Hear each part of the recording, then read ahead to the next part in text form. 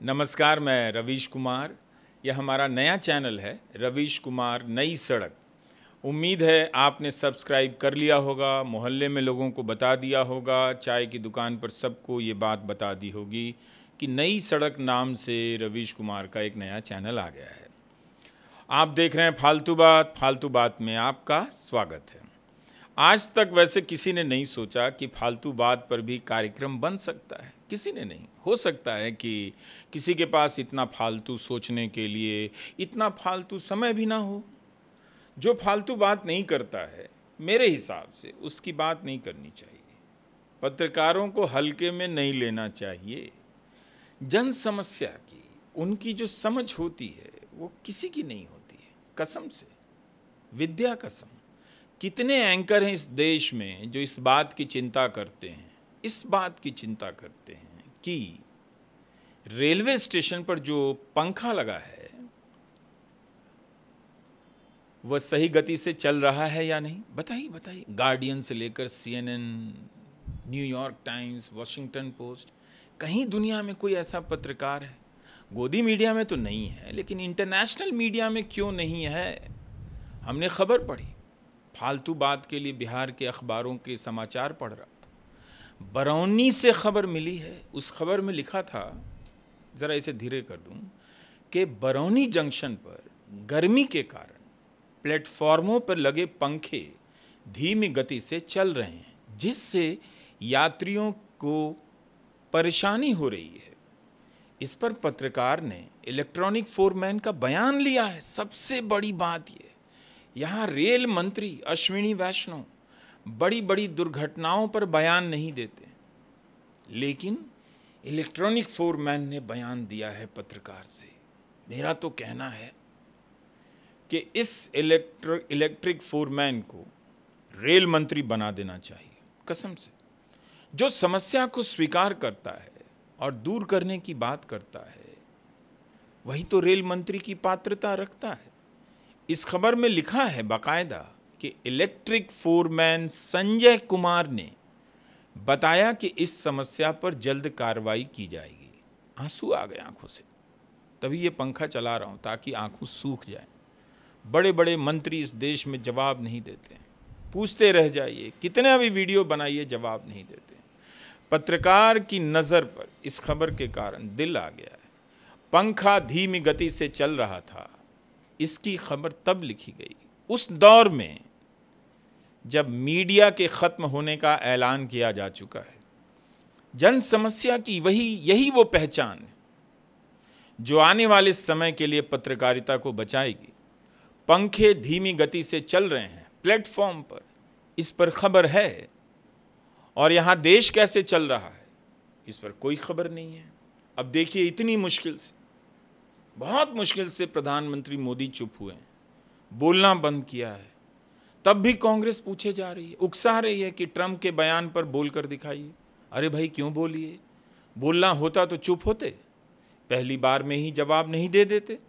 मैं तो कहता हूं कि ट्रंप को बोलने दीजिए। 13 नहीं 33 बार बोलते रहे कि उन्होंने धमकी देकर सीज फायर करवा दिया, लेकिन प्रधानमंत्री मोदी को चुप रहने दीजिए। पता चला थक कर ट्रंप इधर चुप हो गए और प्रधानमंत्री बोलने लगे तो बोलते ही रह गए। फिर उन्हें चुप कराने का आंदोलन चलाओ। भाई कितना बोलते हैं, चुप भी रहिए। सोचिए, उनके सामने कोई चाय लेकर गया हो दोपहर के वक्त और चाय रखते हुए पूछ ले, साहब एक बात पूछूं, ट्रंप साहब इतनी बार बोल रहे हैं सीज फायर उन्होंने करवाया, आप क्यों नहीं बोल रहे हैं? मतलब उसे भी फालतू बात करने का मन कर जाए और पूछ दे प्रधानमंत्री से, सर आप क्यों नहीं बोल रहे हैं? मुझे लगता है कि प्रधानमंत्री मोदी उसकी शिफ्ट तो बदलवा ही देंगे। 2029 तक के लिए नाइट शिफ्ट में भेज देंगे। खुद ही चाय बनाकर पीता रहेगा और कोई बात करने वाला नहीं मिलेगा।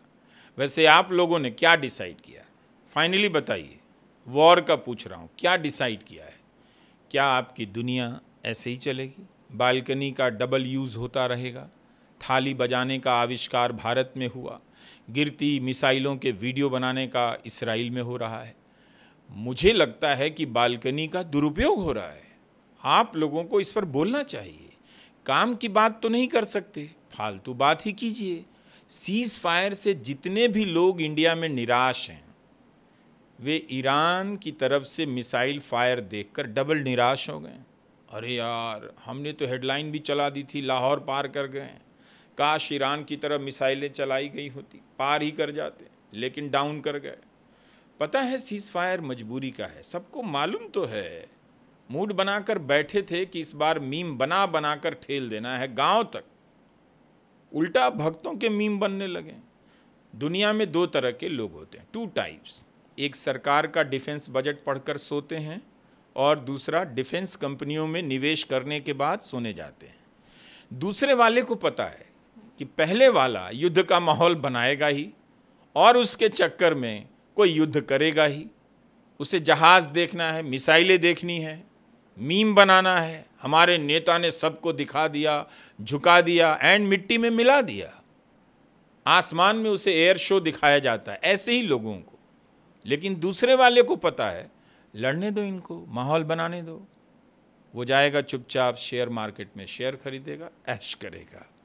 जब भी युद्ध होता है, डिफेंस कंपनियों के शेयर बढ़ जाते हैं। ये शेयर कौन लोग खरीदते हैं? पाकिस्तान के खिलाफ मीम बनाने वाले या मार्केट में पैसा लगाने वाले। नेशनलिज्म का कुछ तो फ़ायदा भी होना चाहिए। कई बार टाइम नहीं कटता है तो कुछ भी पढ़ने लग जाता हूँ, इधर से उधर से। क्या करें, एक समाचार वेबसाइट क्लिक कर दिया, बिहार क्लिक किया तो बिहार के बाद पूछने लग गया कौन कौन सा ज़िला। मुझे लगा मेरा ज़िला पूछ रहा है, लेकिन देखा कई ज़िलों के नाम आ गए, तो मैंने गया क्लिक कर दिया। यूं ही देखते हैं गया में क्या हुआ है। कोई लेना देना नहीं है गया से, लेकिन कर दिया गया क्लिक। तो पहली खबर क्या मिली? भाभी के ताने से ननद गुस्सा गई और बिजली के खंभे पर चढ़ गई। अगर ननद बिजली के खंभे पर नहीं चढ़ी होती या भाभी ने ताना नहीं दिया होता तो गया में आज क्या हुआ होता? गया के लिए एक दिन बिना किसी घटना के ही गुजर जाता। और ये कितनी बड़ी बात होती। जो दिन बिना किसी न्यूज़ के गुजर जाए वो दिन नहीं। जिस शहर में कोई खबर ना हो वो शहर नहीं। डिटेल कैसे नहीं देखता, पढ़ने लगा। ये खबरें होती ही हैं कि प्रधानमंत्री से सवाल पूछना छोड़कर ननद भाभी के झगड़े में आप चस्का लेने लग जाएं।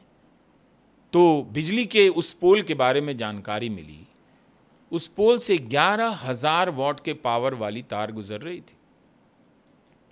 मैं श्योर हूं कि भाभी को पता नहीं होगा कि बिजली के खंभे पर ननद चढ़ जाएगी।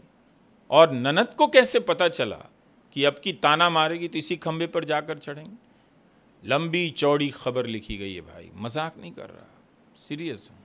जहाँ जयराम रमेश रोज़ लिखते हैं कि पीएम सीज फायर पर बोलते नहीं, लेकिन मैं तो पीएम साहब से कहूँगा कि जयराम रमेश के ताने को गंभीरता से लेने की कोई ज़रूरत नहीं है।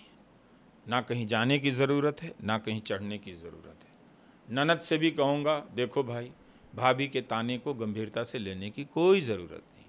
फालतू बात को भी गंभीरता से लेने की ज़रूरत नहीं। वोट के लिए ननद भाभी समन्वय योजना लॉन्च की जा सकती है, खूब वोट मिलेगा। घर में लोग फालतू में लड़ जाते हैं, नहीं लड़ना चाहिए। आप देखिए, दो देशों के बीच लड़ाई होती है तो डिफेंस कंपनियों का धंधा बढ़ जाता है। उनका धंधा बढ़ाने के लिए लोग लड़ रहे हैं और आप भाभी एंड ननद किस चीज़ के लिए लड़ रही हैं? मत लड़िए।